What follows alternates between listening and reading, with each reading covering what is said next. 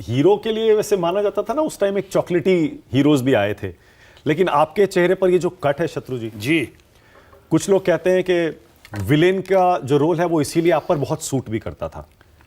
फिर हमने कहीं पढ़ा कि आपने प्लास्टिक सर्जरी कराने से साफ इनकार कर दिया था कि ये स्कार मैं नहीं हटाऊंगा। इसके लिए आपको देवानंद ने कहा था शायद? उन्होंने मोटिवेट किया, उन्होंने इनकरेज किया। मुझे लग रहा था कि मैं जब पहले तो आया कटी फटी शक्ल लेकर पटना से सीधे पुणे FTI, या बिहार से जय महाराष्ट्र। अब मैं जय महाराष्ट्र तो पहली बार एंट्री किया मैंने, पटना से पुणे। मुझे ये नहीं पता था कि हॉस्टल में कैसे रहते हैं, कहाँ रहते हैं, कैसे रहेंगे, किराया कैसे देंगे, कौन देगा, कैसे भूखा रहना पड़ेगा, क्या और किया वो सब हुआ। लेकिन यहाँ आने के बाद जब थोड़ा स्ट्रगल करके ज़ीरो से हीरो की कहानी आगे बढ़ने लगी और बनने लगी, तो कई लोगों ने कहा कि ये जो इसको चेंज करवा लो, ये जो स्कार है, स्कार है जो बचपन का है, शेव करने की कोशिश कर रहा था, मुझे याद नहीं है। अच्छा। मेरे पिताजी इस वक्त अमेरिका में थे और बाकी लोग बिजी थे, पढ़ाई के लिए गए हुए थे, तो कट गई है। हाँ। पहले मैंने अपनी सिस्टर का गाल काटा जो आज नहीं है, कजिन से। मैंने कहा तुमको शेव करना नहीं आता, चलो मैं तो उसको खुद निकला। फिर मैंने अपना शेव किया, बचपन में 2-2.5 साल का होऊंगा, कोशिश की। और उसके बाद ये, और मैं तो इम्प्रेशन में था अभी चंद साल पहले तक कि इसको वहाँ पे स्टिच करा के ठीक कर दिया गया। स्टिचिंग भी नहीं हुई, तो जो होता है घर पे डिटॉल वगैरह जो डाल के करके, क्योंकि मेरे मामा जी उस वक्त विदेश जा रहे थे, तो सब लोग उसमें बिजी थे, माँ भी, अम्मा भी हमारी, और वो भी।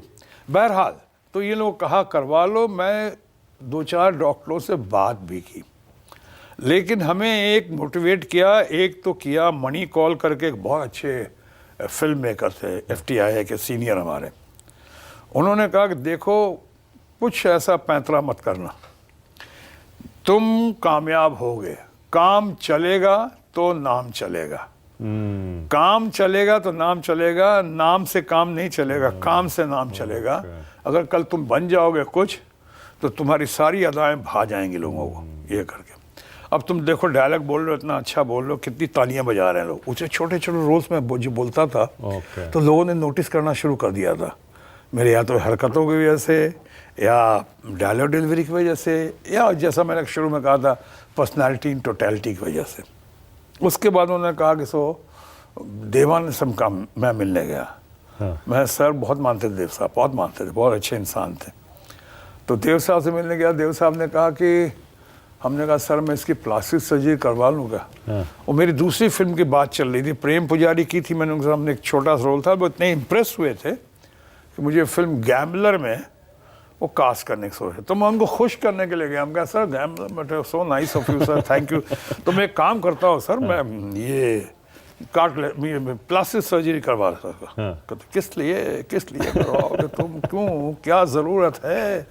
हमने कहा सर ये प्लास्टिक, लोग कहते हैं ये, कहते बिल्कुल मत करना, ना बिल्कुल मत करना। क्यों सर?